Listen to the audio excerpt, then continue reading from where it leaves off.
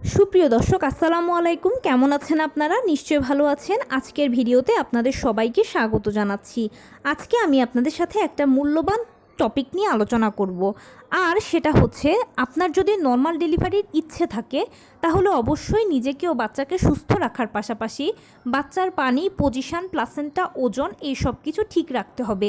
আর এই সব কিছু ঠিকঠাক রাখার জন্য আপনাকে এই তিনটি কাজ করতেই হবে।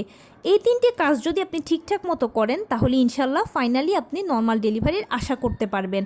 চলুন বলছি সেই তিনটি কাজ কি কি।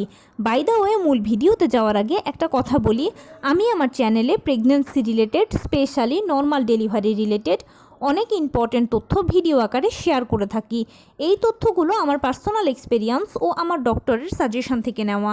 তাই আমার চ্যানেলটিকে যদি একবার আপনারা ভিজিট করেন তাহলে আপনারা আপনাদের প্রশ্নাতীত মনের অনেক প্রশ্নের উত্তর পেয়ে যেতে পারেন। আমন্ত্রণ জানাবো আমার চ্যানেলটিকে একবার ভিজিট করে দেখার জন্য। এবারে চলুন মূল আলোচনায় যাওয়া যাক। আমি শুরুতেই বলেছি আজকে আলোচনা করব যদি আপনার নর্মাল ডেলিভারির ইচ্ছে থাকে এবং যদি চান যে আপনার ফাইনালি ডেলিভারিটা নর্মালে হোক, তাহলে অবশ্যই নিজেকেও বাচ্চাকে সুস্থ রাখতে হবে ও বাচ্চার পানি, পজিশন, প্লাসেন্টা, ওজন এগুলো ঠিক রাখতে হবে। আর সেটার জন্য আপনাকে শুধুমাত্র এই তিনটি কাজ করতে হবে। বলছি কাজগুলো কি কি। কথায় বলে নারীর পূর্ণতা মাতৃত্বে। কেউ যখন প্রথমবার জানতে পারেন যে মা হতে যাচ্ছেন তিনি, এটা তার জন্য খুবই আনন্দময় একটা সময়। আর ঠিক তখন থেকে একজন মা তার সন্তানের জন্য বিভিন্ন ধরনের স্বপ্ন বুনতে থাকেন। এর মধ্যে উল্লেখযোগ্য বা খুবই কমন দুটো ইচ্ছে থাকে: সন্তান যেন সুস্থ সবলভাবে পৃথিবীতে আসে এবং ফাইনালি যেন নর্মাল ডেলিভারি হয়। এখন বাচ্চা সুস্থ সবল থাকা, নর্মাল ডেলিভারি, সেগুলো অনেকটাই কিন্তু উপরওয়ালার ইচ্ছে হুকুমের উপর নির্ভর করে। কিন্তু আপনি যদি শুধুমাত্র উপরওয়ালার হুকুমের উপরে বসে থাকেন নির্ভর করে, তাহলে কিন্তু হবে না। আপনাকে সেটার পাশাপাশি কিছু চেষ্টাও করতে হবে। বিষয়টা অনেকটা পরীক্ষার হলের মতো। পরীক্ষার হলে আমরা যদি শুধু এটা ভেবে চলে যাই যে উপরওয়ালা যা করে সেটাই হবে, পড়াশোনা করার প্রয়োজন নেই, তাহলে কি পাশ করা যাবে? হয়তো বা নয়। কিন্তু যদি কেউ পড়াশোনা করে এবং সে সঙ্গে উপরওয়ালার উপরে ভরসা করে, তাহলে ইনশাল্লাহ সে তো পাশ করবেই, তার পাশাপাশি ভালো রেজাল্ট করবে। তাই এখানেও আপনাকে উপরওয়ালার উপরে ভরসা রাখতে হবে এবং এর পাশাপাশি কিছু চেষ্টা করতে হবে নর্মাল ডেলিভারির জন্য। এবারে বলছি সেগুলো কি। প্রথমেই আমরা সবাই জানি যে নর্মাল ডেলিভারির জন্য 5টি জিনিস মোটামুটি ঠিক থাকতে হবে। সে 5টি জিনিস কি কি? আপনার গর্ভের পানি বা অ্যামনিওটিক ফ্লুইডের পরিমাণ 5 থেকে 25 সেন্টিমিটার হতে হবে। বাচ্চার ওজন 2.5 কেজি থেকে 3 কেজি বা 3.5 কেজি হতে হবে। প্লাসেন্টা অ্যান্টেরিয়র, পোস্টেরিয়র অথবা ফান্ডাল হতে হবে এবং বাচ্চার পজিশনটা সেফালিক হতে হবে। ফাইনালি আপনিও সুস্থ থাকতে হবে, বাচ্চারাও সার্বিকভাবে সুস্থ থাকতে হবে। তাহলেই ডেলিভারিটা নর্মালে হওয়ার আশা করা যাবে। এখন এই জিনিসগুলো ঠিক রাখার জন্য কি করতে হবে? প্রথমে বলি, এই জিনিসগুলো যদি ইমব্যালেন্স হয় বা কোনোটা যদি কোনো কিছু কমতি থাকে তাহলে সিজার লাগবে। আর যদি এই সব কিছু ঠিকঠাক থাকে তাহলে ইনশাল্লাহ নর্মাল ডেলিভারি হবে। এখন কি করতে পারবেন আপনি নর্মাল ডেলিভারির জন্য বা এই জিনিসগুলো ঠিক রাখার জন্য? প্রথমে অ্যামনিওটিক ফ্লুইড বা গর্ভের পানির কথা বলি। অ্যামনিওটিক ফ্লুইড বা গর্ভের পানি বলেছি 5 থেকে 25 সেন্টিমিটার হতে হবে। এখন 5 থেকে 25 সেন্টিমিটার গর্ভের পানি রাখার জন্য অবশ্যই আপনাকে নিয়মিত 12 থেকে 14 গ্লাস পানি পান করতে হবে। তার পাশাপাশি যে কোনো খাবার খাবেন না কেন, কুসুম গরম খাবেন। কুসুম গরম খাবারগুলো অ্যামনিওটিক ফ্লুইডকে তৈরি করতেও সহায়তা করে, ধরে রাখতেও সহায়তা করে। আপনারা অনেক সময় শুনে থাকবেন যে বেশিরভাগ সিজারগুলো হয় গর্ভের পানি কম থাকার কারণে। গর্ভের পানি কম থাকার পেছনে একটা অন্যতম কারণ হচ্ছে মায়েদের কম পানি পান করা অথবা এই পানিগুলো ধরে না থাকা। এখন এই কুসুম গরম খাবারগুলোই গর্ভের পানিকে ধরে থাকতে সহায়তা করে। সেজন্য যে কোনো খাবারই কুসুম গরম খাবেন। আর অবশ্যই নিয়মিত মাছ, মাংস, দুধ, ডিম, হলুদ ফলমূল, সবুজ শাকসবজি, লাল জাতীয় খাবার, ওমেগা 3 ফ্যাটি অ্যাসিড সমৃদ্ধ খাবার, কলা, খেজুর, বাদামের মতো ফলগুলো নিয়মিত গ্রহণ করবেন। তাহলে ইনশাল্লাহ দেখবেন আপনার অ্যামনিওটিক ফ্লুইডের আর কোনো তারতম্য হবে না। দ্বিতীয় সেটা হচ্ছে বাচ্চার ওজন। বাচ্চার ওজন তো মায়ের খাবারের ওপর নির্ভর করে। মাকে অবশ্যই গর্ভাবস্থায় পুষ্টিকর খাবার খেতে হবে এবং ঘরোয়া খাবারের উপর নির্ভর করতে হবে। আপনি যে কোনো খাবারই খান না কেন সেটা ঘরোয়া খাবার খাবেন, ভালোভাবে ধুয়ে পরিষ্কার করে সর্বোচ্চ হাইজিন মেনটেন করে সেটাকে রান্না করবেন এবং খাবেন।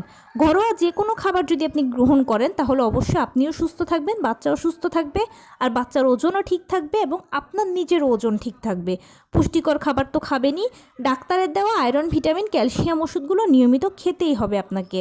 অনেকে করেন কি বেশি বেশি খাবার খান কিন্তু ডাক্তারের দেওয়া এই আয়রন, ভিটামিন, ক্যালসিয়াম, ফলিক অ্যাসিডগুলো সেবন করেন না, এগুলোকে বাড়তি ঝামেলা মনে করেন। কিন্তু আপনারা জানেন না এগুলো এক একটা পাওয়ার হাউস। এই জিনিসগুলো আপনার ও বাচ্চার মাঝে পুষ্টির গ্যাপকে ফিল আপ করবে। গর্ভাবস্থায় একজন গর্ভবতী মা একের ভেতরে দুই, তাই তিনি যাই যত খাবারই খান না কেন পুষ্টির একটা অপূর্ণতা বা একটা গ্যাপ থাকেই। আর এই ছোট ছোট ওষুধগুলো এই গ্যাপকে পূরণ করতে সহায়তা করে।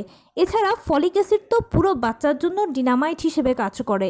বাচ্চার বিকলাঙ্গতা, জন্মগত ত্রুটি এই সব কিছু রোধ করতে ফলিক অ্যাসিডের ভূমিকা অতুলনীয়।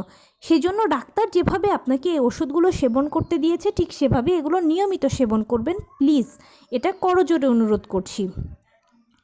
এরপরে প্লাসেন্টা। বাচ্চার প্লাসেন্টা সাধারণত জন্ম থেকেই তৈরি হয়ে যায়।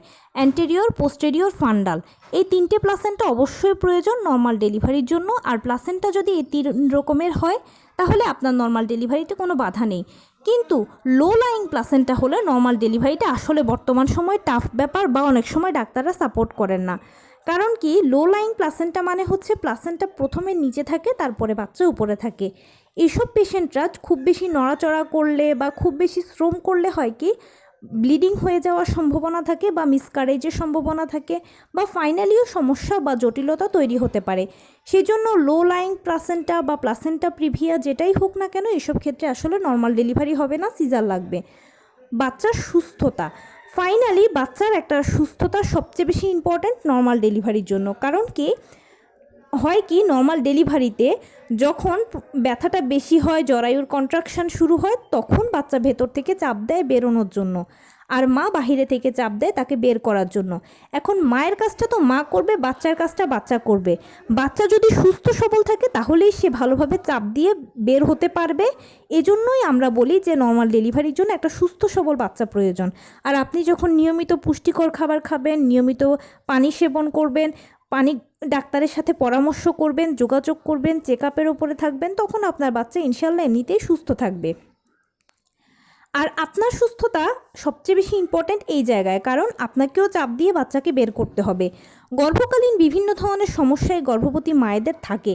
এই সমস্যাগুলো বাদ দিয়ে আপনার যদি অন্য কোনো জটিল সমস্যা না তৈরি হয় বা না থাকে, যেমন ডায়াবেটিস, হাই ব্লাড প্রেশার, এগুলো যদি না থাকে, আপনি যদি সার্বিকভাবে সুস্থ থাকেন তাহলে আপনিও ফিট আছেন নর্মালে বাচ্চাকে জন্ম দেওয়ার জন্য। আর সুস্থ সবল নির্ভর করে খাবার দাবারের উপরে। নিয়মিত পুষ্টিকর খাবার খাবেন, ডাক্তারের দেওয়া আয়রন, ভিটামিন, ক্যালসিয়াম ওষুধগুলো খাবেন, এবং সেই সঙ্গে নিজেকে ও বাচ্চাকে সুস্থ রাখার জন্য আপনাকে আরও যেটা করতে হবে সেটা হচ্ছে সকালবেলা ঘুম থেকে উঠে 30 মিনিট হাঁটাচলা করবেন, কিছুক্ষণ বাটারফ্লাই স্টাইলে বসে থাকবেন। ছবিতে দেখানো স্টাইলটা হচ্ছে বাটারফ্লাই স্টাইল। দুপুরবেলা খাবারের পরে কিছুক্ষণ হাঁটাচলা করবেন, কিছুক্ষণ বাটারফ্লাই স্টাইলে বসে থাকবেন। রাতের বেলা খাবারের পরে 30 মিনিট হাঁটাচলা করবেন, কিছুক্ষণ বাটারফ্লাই স্টাইলে বসে থাকবেন।